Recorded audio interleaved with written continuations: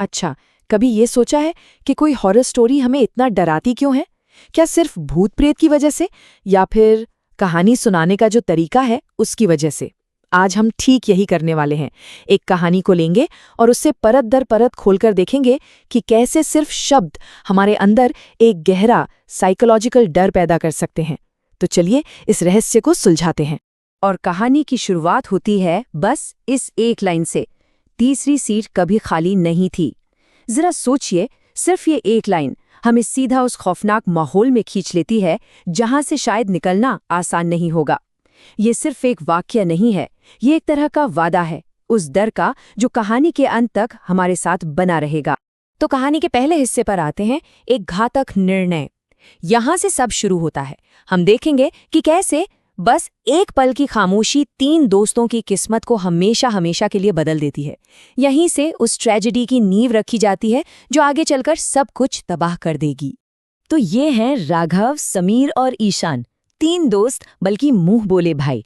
जश्न का माहौल है, एग्जाम्स खत्म हुए हैं और सब एक यादगार रोड ट्रिप पर निकले हैं। लेकिन जरा सेटिंग पे गौर कीजिए। एक पतली सी कोहरे से ढकी हुई पहाड़ी सड़क। अब ये सिर्फ एक रास्ता नहीं है, नहीं, ये आने वाले खतरे का पहला बहुत बड़ा संकेत है। और फिर कहानी का पहला और सबसे जरूरी सच हमारे सामने आता है। ईशान नशे में था। कितनी छोटी सी बात लगती है ना? लेकिन यही वो चिंगारी है जो आगे चलकर सब कुछ जलाकर राख करने वाली है। और यही कहानी में पहला ट्विस्ट आता है। समीर को ये बात पता थी, उसे खतरे का पूरा अंदाजा था, लेकिन वो चुप रहा। उसकी ये जो चुप्पी थी ना, वो उसे सिर्फ एक साइड में खड़ा दर्शक नहीं बनाती, बल्कि इस गुनाहों में एक भागीदार बना देती है। और फिर राघव, वो भी चुप बैठा रहा। अब देखिए, ये सिर्फ एक दोस्त की चुप्पी नहीं थी, ये उस दोषी चुप्पी की शुरुआत थी जो इस पूरी कहानी का दिल है, उसकी आत्मा है। इन तीनों की चुप्पी एक साथ मिलकर एक भयानक फैसले को जन्म देती है। कहानी लिखने की दुनिया में ना इसे कहते हैं इंसाइटिंग इंसिडेंट, मतलब वो एक मोमेंट जिसके बाद कुछ भी पहले जैसा नहीं रहता, सब कुछ बदल जाता है। और यहाँ वो मोमेंट है कार का डिवाइडर से टकराना। ये सिर्फ एक एक्सीडेंट नहीं था, नहीं, ये उनकी खामोशी का, उनकी चुप्पी का वो भयानक नतीजा था जो अब हकीकत बन चुका था।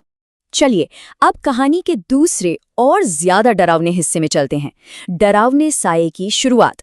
अब तक जो हुआ वो एक हादसा था, लेकिन अब जो होगा वो अलौकिक है। अब उनकी चुप्पी का नतीजा सिर्फ पछतावा नहीं, बल्कि कुछ और है। डर अब बाहर नहीं, बल्कि उनके अंदर घर बनाने वाला। 2:11। इस समय को याद रखिए, ये कोई आम टाइम नहीं है, ये हर रात होने वाली उन डरावनी घटनाओं का एक फिक्स पॉइंट बन जाता है। ऐसा लगता है जैसे वक्त खुद उस दर्दनाक पल में हमेशा के लिए जम गया हो। अब जो डर है ना, वो सिर्फ दिखाई नहीं दे रहा, उसे हर तरह से महसूस किया जा रहा है।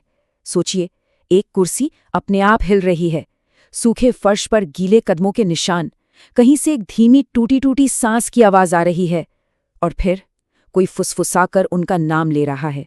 ऊपर से खून और पेट्रोल की वो मिली जुली गंध। ये एक ऐसा हमला है जो उनके दिमाग के हर कोने पर हो रहा है एक साथ। और ठीक जब वो इस सब से जूझ रहे होते हैं, ईशान के फोन से एक मैसेज आता है, तुम लोगों ने मुझे रोका क्यों नहीं? बूम! अब ये कोई अनजाना साया नहीं है, ये एक सीधा सीधा इल्जाम है, एक सवाल जो उनके ज़मीर पर हथौड़े की तरह चोट करता है। और अब हम कहानी के उस पॉइंट पर आ गए हैं जिसे क्लाइमैक्स कहते हैं, सच का सामना। वो हिस्सा जहां उनके अपराध बोध का असली और भयानक सच आखिरकार सामने आने वाला है। तो सवाल ये उठता है कि असली गुनाह था क्या? क्या सिर्फ नशे में गाड़ी चलाना? नहीं, या फिर उस रात कुछ ऐसा हुआ था जो इस हादसे से भी कहीं कहीं ज्यादा भयानक था? और फिर सच सामने आता है ईशान के मुंह से। मेरी सांसें अभी भी चल रही थीं। बस ये एक लाइन राघव और समीर के उस झूठ के महल को तोड़ देती है जिसमें वो अब तक जी रहे थे। उन्हें लगता था कि उनका दोस्त तुरंत मर गया था, लेकिन सच तो इससे कई ज्यादा खौफनाक था। और ये है उनके गुनाह का असली सच। तुम लोगों ने मुझे कार में छोड़ दिया, उन्होंने उसे सुना था, वो जानते थे कि वो जिंदा है, लेकिन डर के मारे वो भाग गए। उनका असली गुनाह उसे गाड़ी चलाने देना नहीं था, बल्कि उसे वहां तड़प तड़प कर मरने के लिए छोड़ देना था। 7 मिनट, सोच सकते हैं? ईशान का भूत बताता है कि वो पूरे 7 मिनट तक मदद के लिए चीखता रहा। जरा सोच कर देखिए, 7 मिनट तक अकेले, दर्द में और इस एहसास के साथ कि उसके अपने ही दोस्तों ने उसे मरने के लिए छोड़ दिया है। ये जो धोखा है ना, यही इस कहानी को इतना भयानक बनाता। तो क्या ईशान का भूत बदला चाहता है? रिवेंज? नहीं, उसका मकसद एकदम साफ है। वो कहता है, मैं बदला लेने नहीं आया, मैं सच के लिए आया हूं। वो सिर्फ ये चाहता है कि उसके दोस्त अपने असली गुनाह को कबूल करें, और यही बात उसे किसी भी आम बदला लेने वाले भूत से कहीं ज्यादा डरावना बना देती। तो ठीक है, अब सच सामने आ चुका है।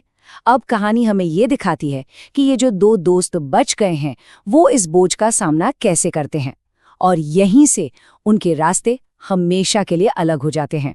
और यहाँ दोनों की किस्मत का फर्क बिल्कुल साफ दिखता है। एक तरफ है समीर, जो सबके सामने सच कबूल करता है और मौत को गले लगाकर एक तरह की मुक्ति पा लेता है, और दूसरी तरफ राघव, जो एक बार फिर चुप्पी को चुनता है और अपने साथ, अपने उस भूत के साथ जीने का फैसला करता है।